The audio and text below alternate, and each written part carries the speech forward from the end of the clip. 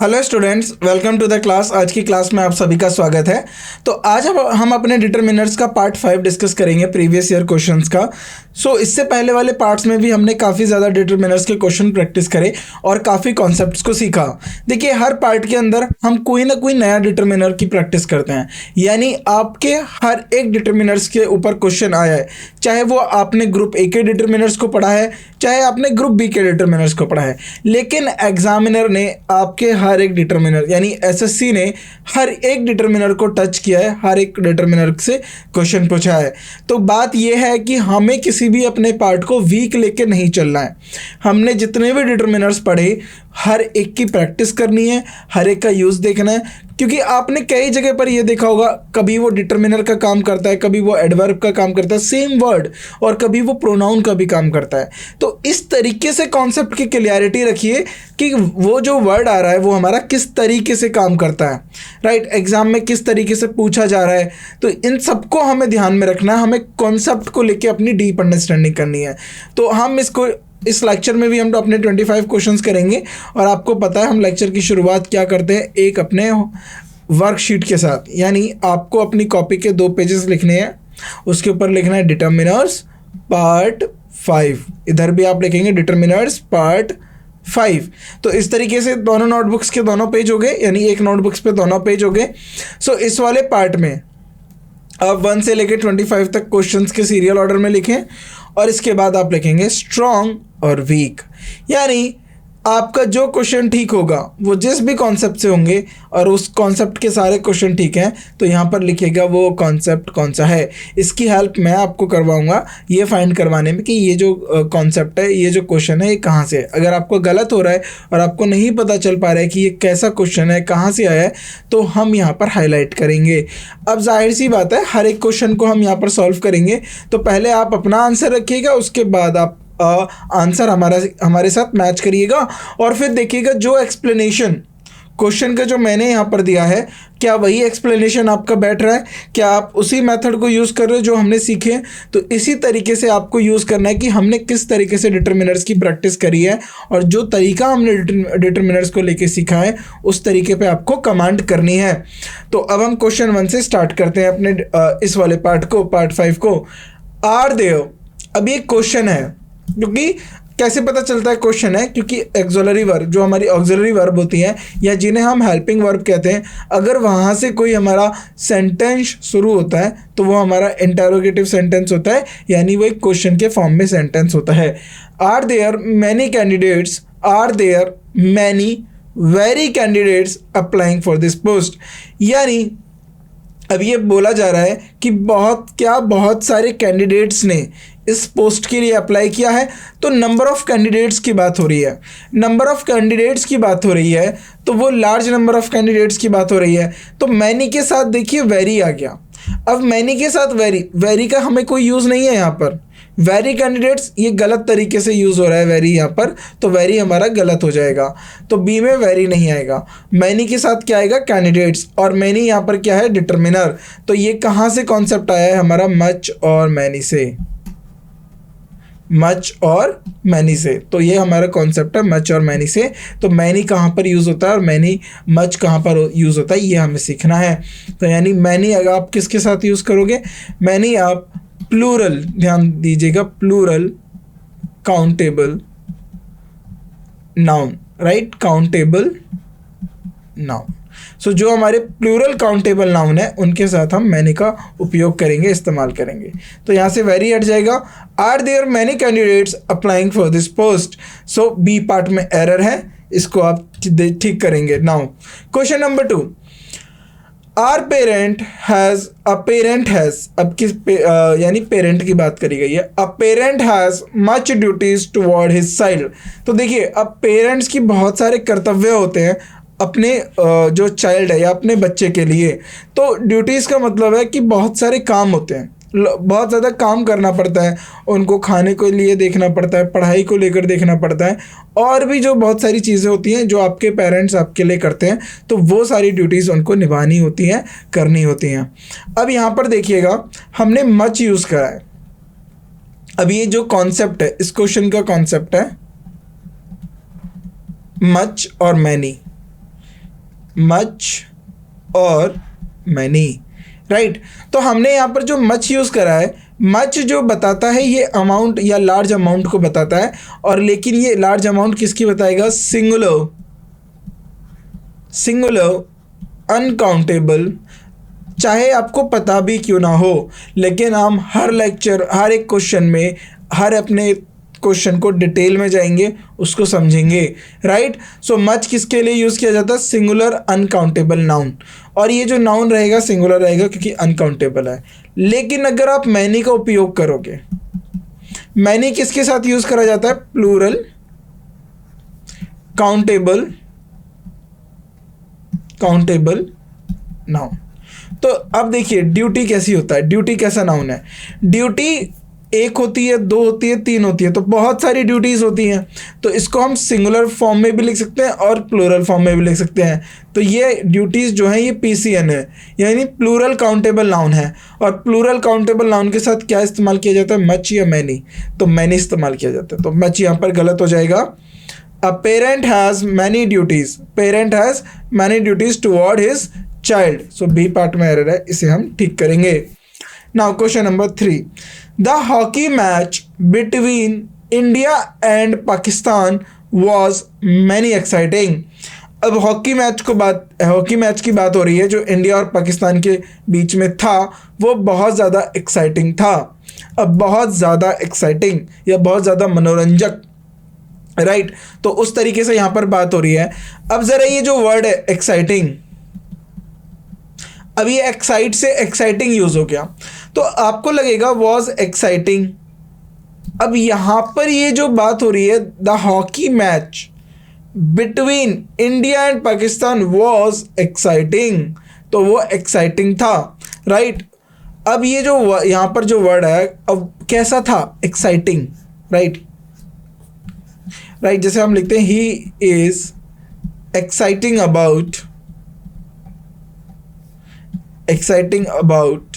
Trekking, वो exciting है या एक्साइटेड है। अब देखिए अगर आप प्रेजेंट की बात करोगे तो एक्साइटिंग, अगर आप पास्ट को लेकर बात करोगे ही वॉज एक्साइटेड अबाउट। तो यहाँ पर जो मैनी यूज़ हुआ है ना, ये गलत हुआ है, क्योंकि जो एक्साइटिंग है ये गलत, यहाँ पर वर्ड जो एक्साइटिंग है उसके साथ मैनी यूज़ नहीं होगा। यहाँ हम बताएंगे एक मैच के रोमांच को लेकर बात कर रहे हैं, तो ये अनकाउंटेबल नाउन है, तो अनकाउंटेबल नाउन के साथ मैनी का उपयोग गलत है। यहाँ पर आएगा much. The hockey match between India and Pakistan was much exciting.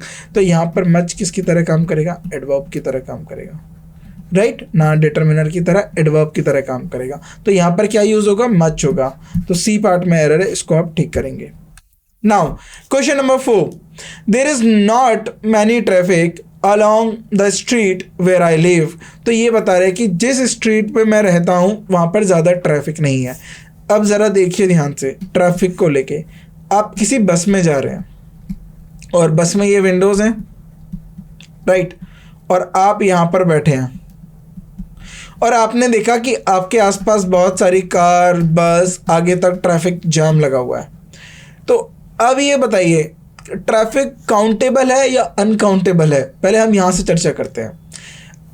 एक कन्फ्यूजन होती है स्टूडेंट्स को काफ़ी ज़्यादा कि ट्रैफिक तो आपको दिख रहा है, कार है, बस है, सब कुछ है, लेकिन जो ट्रैफिक होता है ना ये अनकाउंटेबल नाउन होता है, क्योंकि हम इसके कलेक्टिव की बात करते हैं, जो पूरा कलेक्टिव है उसकी बात करते हैं। हम कार को अलग कर रहे हैं, साइकिल को अलग करेंगे, राइट, ब्लॉक कार्ट भी होगी कहीं उस रोड पे, कभी बस होगी, कोई ट्रक होगा, कोई मोटरसाइकिल होगा, कोई ई रिक्शा होगा, तो सब कुछ है और उस सब कुछ को हम ट्रैफिक बोल रहे हैं। तो ट्रैफिक्स नहीं होता कि आज ना रोड पे बहुत ज़्यादा ट्रैफिक्स था, नहीं, आज रोड पे बहुत ज़्यादा ट्रैफिक था। तो जो ट्रैफिक होता है ना ये वर्ड अपने आप में एक अनकाउंटेबल जो नाउन होता है। अब आपको पता है अनकाउंटेबल नाउन के साथ मैनी का उपयोग नहीं किया जाता। अगर ये ट्रैफिक हमारा अनकाउंटेबल नाउन है, राइट, अनकाउंटेबल नाउन है और ये सिंगुलर फॉर्म में ही रहेगा, तो इसके साथ मैनी का उपयोग नहीं किया जाता, क्योंकि मैनी के साथ प्लूरल काउंटेबल नाउन आएगा, यानी काउंटेबल नाउन होगा उसका प्लूरल फॉर्म होगा। तो यहाँ पर जो हमारा राइट आंसर होगा वो होगा much. There is not much traffic, ज़्यादा ट्रैफिक नहीं है। राइट कहाँ पर? जहाँ पर वो रहता है, along the street where I live. So A is the right answer. Right now question number 5, all the student has finished the exam yet. अब बहुत ध्यान से देखिए इसे, अब यहाँ पर ध्यान से देखिए, all the students has finished the exam yet. अगर मैं एक वर्ड को यहाँ से हटा देता और मैं एक वर्ड की जगह कुछ और लिख देता तो ए भी ठीक हो जाता, बी भी ठीक हो जाता, सी भी ठीक हो जाता। क्यों? ज़रा ध्यान से देखिए। अब देखिए हिंट तो आपको मिल ही गया है क्या आंसर होना है। अब जब हम बात करते हैं राइट, जब हमें कॉन्टेक्स्ट नहीं पता होता, जैसे अब हमें इसमें कॉन्टेक्स्ट नहीं पता कि सारे बच्चों ने एग्ज़ाम ख़त्म कर दिया, right, has finished exam yet, अभी तक सभी बच्चों ने एग्ज़ाम ख़त्म कर दिया, या अभी तक कुछ बच्चों ने एग्ज़ाम ख़त्म किया था, या फिर फ्यू मतलब और बहुत कम। वैसे फ्यू हम नेगेटिव सेंटेंसेस के लिए रखते हैं, तो अगर यहाँ पर हमें फ्यू भी लगाना होता तो अ फ्यू, लेकिन यहाँ पर फ्यू का मतलब चला जाता बहुत कम, बिल्कुल ना के बराबर, कोई एक उठ के चला गया होगा एग्ज़ाम देके। लेकिन इस वर्ड को देखो, हैज़, जब आप ऑल का इस्तेमाल करते हो, सम का इस्तेमाल करते हो, फ्यू का इस्तेमाल करते हो, तो इनके साथ जो आप वर्ब यूज़ करते हो वो कैसी वर्ब होती है, उसका नेचर बताइए आप जल्दी से। Plural verb. क्या होती है वो? प्लूरल होती है। अगर आपको यही टॉपिक अगर मिस कर गए तो आंसर आपका गलत हो जाता।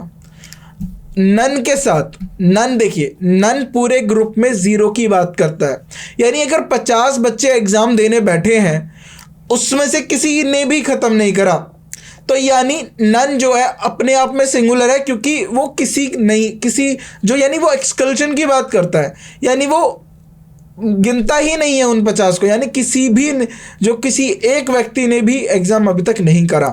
राइट, अगर एक करता तो हम नन का उपयोग नहीं करते, लेकिन उसके लिए भी हम सिंगुलर वर्ब यूज़ कर लेते। लेकिन नन का मतलब है कि एक भी नहीं, तो इसके लिए जो वर्ब यूज़ करी जाती है वो क्या होगी?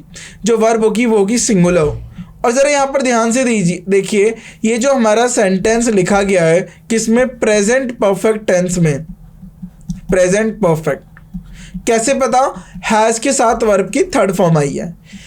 अब यहाँ पर आएगा नन, क्योंकि नन के अकॉर्डिंग हैज़ आया है, क्योंकि अभी तक जो एग्ज़ाम है किसी ने भी ख़त्म नहीं किया है।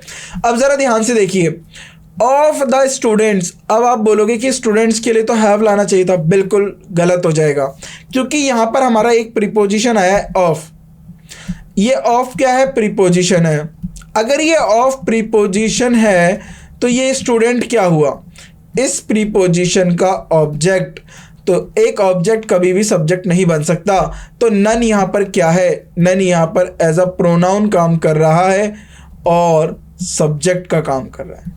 तो नन के लिए जो वर्ब आई है वो है हैज़। तो देखिए कितना बढ़िया इसमें कॉन्सेप्ट लगा है, यानी प्रोनाउन जो बना है नन, इसके लिए जो वर्ब आई है वो है हैज़, सिंगुलर वर्ब। तो ये कैसी वर्ब थी हमारी? Singular verb. तो कितना बढ़िया कॉन्सेप्ट एग्जामिनर ने आपसे पूछ लिया। लेकिन इसमें कुछ था, ऐसे क्वेश्चंस हम पहले भी प्रैक्टिस कर चुके हैं और थ्योरी में भी हमने इस चीज़ को अच्छे से समझ लिया। तो D is the right answer. None of the boys, तो मैं आपसे बता देता हूँ ये कॉन्सेप्ट कौन सा है। अगर इसका आपको मच और मैनी है इसका कॉन्सेप्ट, और इसका कॉन्सेप्ट जो है वो है नन। नन ये है इसका कॉन्सेप्ट, राइट। तो मैं बात करूँ इसका कॉन्सेप्ट क्या है? नन। नेक्स्ट क्वेश्चन, अब इसका कॉन्सेप्ट अभी हम डिस्कस करेंगे फिर बताएंगे। आप अपना आंसर मार्क कर दीजिए।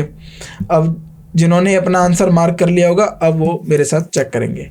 None of the two boys appeared in the examination. तो देखिए पहले आप नन का यूज़ कर ली, नन का देख लीजिए इस्तेमाल कैसे होता है।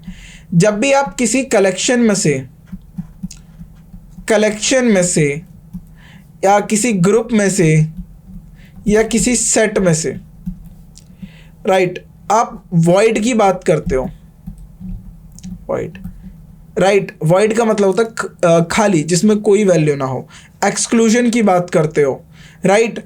ज़ीरो की बात करोगे कि उसमें से किसी ने भी पार्टिसिपेट नहीं करा, कोई भी एक्टिविटी नहीं हुई, तो मतलब आप दिखाना चाहते हो रिक्त स्थान, दिखाना चाहते हो आप खाली स्थान दिखाना चाहते हो, शून्य को दर्शाना चाहते हो, तो हम नन का इस्तेमाल करते हैं। लेकिन नन क्या होता है, एक बहुत बड़े प्लूरल नाउन में से, यानी ये पूरा ग्रुप है, तो ग्रुप तो प्लूरल होता है। जैसे नन ऑफ के साथ आपने देखा होगा, हमने स्टूडेंट्स लिखा था लास्ट वाले क्वेश्चन में, तो प्लूरल में से आप वॉइड दिखाओगे तो इसके साथ आपको क्या बताना पड़ता है, जो इसके साथ जो वर्ब आएगी वो सिंगुलर होगी। लेकिन जब भी आप टू पर्सन की बात करते हो तो टू पर्सन के लिए हमारे पास दूसरा वर्ड होता है। जब भी आप दो पर्सन या दो थिंग्स या दो आइडियाज़, तो मोर ऑन मैं ये कहूँ आपसे कि आप दो एंटिटीज़ को लेकर बात करते हो, फॉर टू एंटिटीज़, और इसमें आप नन को रिप्रेजेंट करना चाहते हो, इसमें से बताना चाहते हो कि इसमें से कोई भी नहीं है। ये नन का मतलब मैं यहाँ पर रिप्रेजेंटेशन दे रहा हूँ कि नन का मीनिंग लाना चाहते हो, रिप्रेजेंटेशन या फिर मीनिंग देना चाहते हो आप किसका, नन का। किस में से, जब आप दो एंटिटीज़ की कंडीशन पढ़ें तो इसके लिए एक जो वर्ड होता है वो होता है नाइदर। क्या वर्ड होगा वो वर्ड होगा हमारा नाइदर, राइट। सो नाइदर दो लोगों की बात करता है, दो आइडियाज़ की बात करता है, दो थिंग की बात करता है, यानी ये भी नहीं तो ये भी नहीं। सो यहां पर दो बॉयज की बात हो रही है। None of the two boys appeared in the examination. तो पहली बात, नन के साथ अब टू बॉयज तो लिख दे, लेकिन टू के लिए हमारे पास स्पेसिफिकली नाइदर लिखा गया है, तो यहां पर नन नहीं आएगा, यहां पर आएगा नेदर। तो यहां पर हम क्या लिखेंगे, neither of the two boys. अब देखिए जो नाइदर है यहां पर ये सब्जेक्ट का काम कर रहा है, सब्जेक्ट में भी, और ये बन गया यहां पर प्रोनाउन। क्यों ऐसा मैंने बोला, क्योंकि ऑफ प्रीपोजिशन है और जो बॉयज है, टू बॉयज है, ये इसका ऑब्जेक्ट है, और ये जो अपीयर्ड वर्ब है ये इसके लिए। ये खैर ये तो पास्ट फॉर्म है, तो अपीयर जो वर्ड है ये यहां पर आई है, राइट। नाउ ए पार्ट में एरर थी, नन की जगह नाइदर यूज करोगे। He is a university professor, he is university professor. अब इसमें देखिए दो तीन एरर आपको दिखा देता हूं मैं, ये क्वेश्चन एज इट इज ये आया था। But of his three sons neither has many merit. इसमें दो जगह एरर है, इस क्वेश्चन में दो जगह एरर है, और ये हमने फाइंड आउट किया था, और ये question as it is SSC में दिया था। पहली error, he is an university professor आएगा, क्योंकि जो प्रोफेसर होता है ये काउंटेबल नाउन है, क्योंकि यूनिवर्सिटी में बहुत सारे प्रोफेसर्स होते हैं, तो ये काउंटेबल नाउन है, और ये काउंटेबल नाउन है, और यहाँ पर यूनिवर्सिटी ये एडजेक्टिव है। और आपको पता है यही तो कॉन्सेप्ट का देखिए तरीका है, दिस इज द ब्यूटी, यही तो आर्ट है। आपको क्वेश्चन में पता चल जाएगा कि क्या एरर है। ये काउंटेबल नाउन है, और ये आपको जज करने के लिए है कि क्या आप सिर्फ डिटर्मिनर्स पे ध्यान दे रहे हो या अपनी प्रीवियस नॉलेज को भी यूज कर रहे हो। तो अगर किसी ने सिर्फ यहाँ पर एरर देख ली होगी तो वो कच्चा है अभी, यानी उसको अभी और तैयारी की ज़रूरत है, उसे अभी और बारीकियों की ज़रूरत है, और उसको अच्छे से क्वेश्चन को पढ़ने की ज़रूरत है, क्योंकि एरर तो और दूसरी जगह भी है। एक एरर नहीं फाइंड करनी है आपको, दो फाइंड करनी है। ऑल्दो जो हमारा मेन कॉन्सेप्ट है वो ये है नाइदर को लेकर, इसको भी लेकर बात करेंगे। पहले आपने जो नाउन पढ़ा है उसको तो लेकर चर्चा कर लें कि जो काउंटेबल नाउन होते हैं इनके साथ हम ए और एन का उपयोग करते हैं, यानी इनडेफिनेट आर्टिकल्स का ए और एन का उपयोग करते हैं। और ये नाउन की ही क्यों बात करें हम, ये हमने आर्टिकल में स्पेशली अलग से पढ़ लिया, हमने डिटर्मिनर्स में भी ग्रुप ए के अंदर हमने पढ़ लिया इनडेफिनेट आर्टिकल्स, तो काउंटेबल नाउन के साथ आते हैं। तो ही इज़ एन, वह एक यूनिवर्सिटी में प्रोफेसर है, ही इज़ एन, वह एक यूनिवर्सिटी प्रोफेसर है, he is an university professor. You not an आएगा, ही इज़ अ यूनिवर्सिटी, या का साउंड आ रहा है तो he is a university professor, an नहीं होगा क्योंकि कॉन्सोनेंट साउंड आ रहा है, वोवल नहीं। अम्ब्रेला में एन आएगा, यूनिवर्सिटी में ए आएगा, तो यहाँ पर ए आएगा जो कि आपने मिस किया। अब देखिए कॉन्सेप्ट, ये भी एक कॉन्सेप्ट हो गया डिटरमिनर का। अब दूसरा देखिए, but of his 3 son, but जो उसके 3 बेटे हैं, नाइदर हैज़ एनी मेरिट, लेकिन उनमें से किसी की मेरिट नहीं है। देखिए नाइदर, अब देखिए नाइदर के बाद हैज़ लिख दिया, लेकिन यहाँ पर 3 सन की बात हो रही है और नाइदर 2 के लिए होता है। अब यहाँ पर 3 के लिए, अब मैंने लिखा था 4 2 की जब आप बात करोगे तो आप नाइदर का इस्तेमाल करोगे, लेकिन अगर कंडीशन हमारी मोर देन 2 हो, मोर देन 2 की चर्चा करें तो आप नन का इस्तेमाल करेंगे। तो यहाँ पर क्या होगा, यहाँ पर नाइदर ना होके यहाँ पर आएगा none, none has any merit. बहुत ब्यूटीफुल क्वेश्चन है और देखिए इस तरीके से आपको फाइंड करना होता है, right. So C part is right answer. अब ए पार्ट में भी एरर है, ऑल्दो मैंने ये सिर्फ आपकी टेस्टिंग के लिए था। This is for your testing of previous knowledge. तो this is for your testing of previous knowledge, तो ये सिर्फ आपकी प्रीवियस नॉलेज का टेस्टिंग था, right. This is for testing, ये रखेंगे आप, राइट। ये टेस्टिंग के लिए था, आपको चेक करने के लिए था। नाउ क्वेश्चन नंबर 8 को ध्यान से दीजिए, देखिए अब क्वेश्चन नंबर 8 आपसे क्या कहता है। नन ऑफ द ट्विंस और offer to help me, no error. यानी कोई 2 भाई रहे होंगे, दोनों ट्विंस हैं। ट्विंस का मतलब अब जाहिर सी बात है, ट्विंस का मतलब समझ जाइए 2। अब इधर बॉय और गर्ल, चाहे तो वो लड़का हो सकता है या तो लड़की, लेकिन बात क्या हो रही है 2, और 2 के लिए आपने क्या यूज़ करा, आपने नाइदर यूज़ करा, नाइदर यूज़ करा। तो अभी तक जो हमने क्वेश्चंस किए वो कौन से कॉन्सेप्ट पे थे, कॉन्सेप्ट क्या है इनका, नन और नाइदर। जब आप नाइदर पढ़ेंगे ना, नाइदर के साथ इधर भी होता है, वो पॉजिटिव सेंस में करते हैं हम इधर, लेकिन नाइदर जो होता है नेगेटिव होता है। तो none of the 2 twins offer to help me नहीं होगा, neither of, neither of the 2 twins offered to help me. So A part में एरर है, इसे आप ठीक करेंगे। Now question number 9, right. Neither Shyam dash Rohit come to the school today. अब जब ये जो होता है ना, इसको हम बोलते हैं पेयरिंग, पेयरिंग। अब पेयरिंग का मतलब होता है जैसे बट के साथ क्या आएगा, बट के साथ आता है ऑल्सो, बट ऑल्सो। और आपने एक और पढ़ा होगा बोथ के साथ क्या आता है, बोथ के साथ होता है एंड। तो अभी बट के साथ छोड़ दीजिए, बट कंजंक्शन होता है तो हम उसको कंजंक्शन के अंदर डील करेंगे, लेकिन अब बोथ के साथ एंड आएगा, इधर के साथ क्या आएगा, इधर के साथ क्या आएगा, और आएगा। और अब आता है नाइदर, अब नाइदर के साथ क्या आएगा, नाइदर के साथ नॉर आएगा। तो ये जो पेयरिंग है ये आप याद रखिए, राइट। सो ये पेयरिंग आपको याद रखनी है, ये एग्जाम में काफ़ी हेल्प करेगी।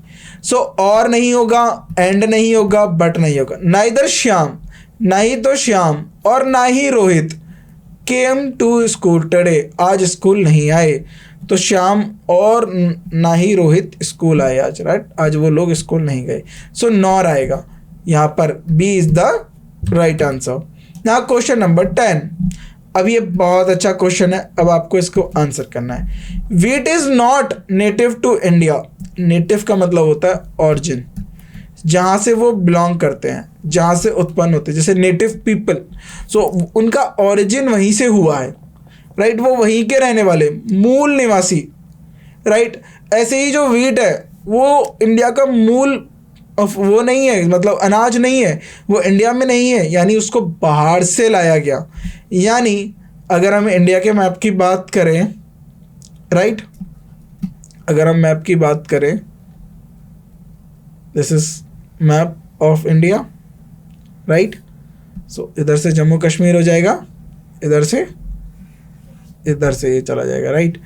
तो यहाँ पर जो वीट है ना, वीट कहने का मतलब है ये बाहर से लाया गया है, यानी ये बाहर से लाया गया है और हमारे पास वीट जो था नहीं था। ऐसे ही पोटैटो बाहर से आया है। बार्ले, और बार्ले का मतलब होता है जौ। जौ, बार्ले का क्या मतलब होता है? जौ। अगर आपने देखा हो, जौ गेहूं से ही बड़ा होता है, थोड़ा जौ होता है बार्ले का मतलब, राइट। सो अब मिलेट्स का क्या मतलब होता है और मेज़ का क्या मतलब होता है, ये आपको पता करना है। तो अब ये वीट जो है बाहर से आया है। अब वीट बाहर से आया है और आगे स्टेटमेंट में ये लिखा गया है एंड बार्ले, और बार्ले भी नहीं है इंडिया का, यानी इंडिया का जो नेटिव है वीट भी नहीं है। अब देखिए नॉट आ गया। अब क्वेश्चन आएगा क्या यहाँ पर हमें नेदर और इधर में से किसका उपयोग करना है? तो ज़रा ध्यान से देखिए, इंग्लिश में, इंग्लिश के अंदर किसी भी सेम सेंटेंस में अगर हम एक सेंटेंस की बात करें,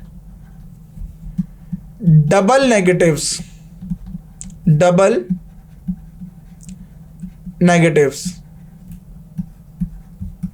नॉट अलाउ।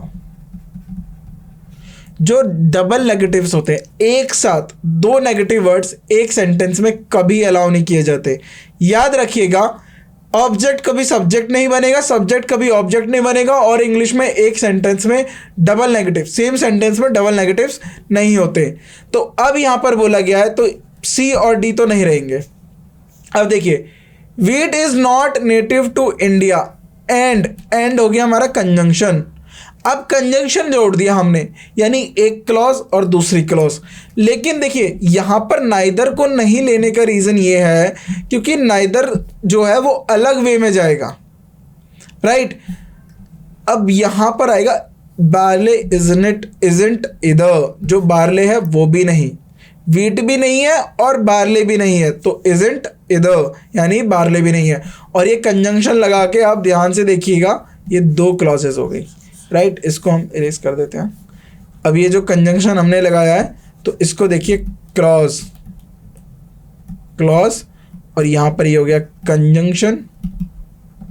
तो दो क्लॉजेस में अलग नेगेटिव वर्ड हो सकते हैं। तो ये सेम सेंटेंस है बट क्लॉजेस अलग अलग हैं।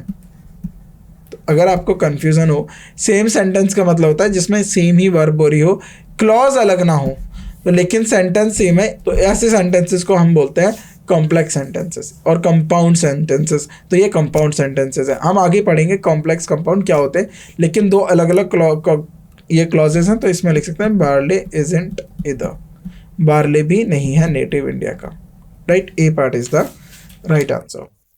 Question number 10, Canada does not require that US citizens obtains passport to enter the country. जो कनाडा है वो यूएस सिटीजन्स के लिए अलाउ नहीं करता, यानी यूएस सिटीजन्स को ज़रूरी नहीं है पासपोर्ट रखें उनकी कंट्री में आने के लिए। बिना पासपोर्ट के भी जो यूएस के सिटीजन्स है वो कनाडा में जा सकते हैं। इंडिया के भी ऐसे काफ़ी है, इंडिया में नेपाल के और नेपाल के लोग इंडिया में बिना वीज़ा के आ जा सकते, बिना पासपोर्ट के आ सकते हैं, राइट। तो वीज़ा तो दूर की चीज़ है, बिना पासपोर्ट के एक दूसरे के कंट्री में आ जा सकते हैं। अब इसमें पूछा गया है कि Mexico does neither, Mexico does not either, neither Mexico does, either Mexico does. यानी जैसे कनाडा में रिक्वायरमेंट नहीं है, सेम इसका मतलब है कि मैक्सिको के अंदर भी जो है रिक्वायरमेंट नहीं है, तो उसमें हमें आंसर करना है। तो इसमें होगा मैक्सिको डज नॉट इधर, सेम फॉर्म रहेगा, मैक्सिको डज नॉट इधर।